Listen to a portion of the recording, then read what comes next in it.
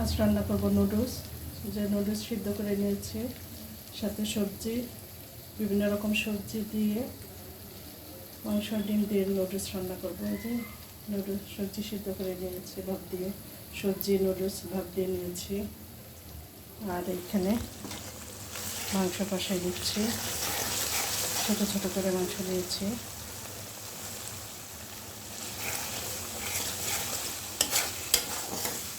বুকের মাংসটা, বুকের পিসটা ছোটো ছোটো করে পিস করে কষাই নিচ্ছি।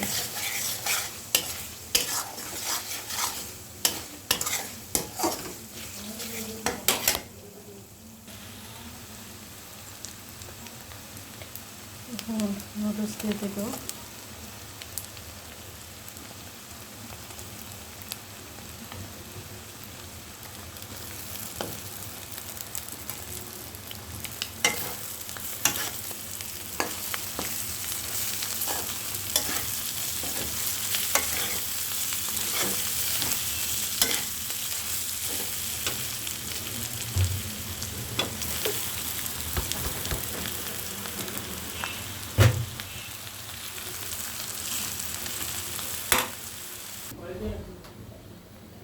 এই দেখো আমার নুডলস হয়ে গেছে।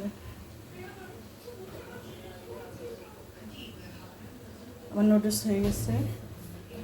কেমন হয়েছে বন্ধুরা? সবাই কমেন্টস করো, সুন্দর সুন্দর কমেন্টস করো।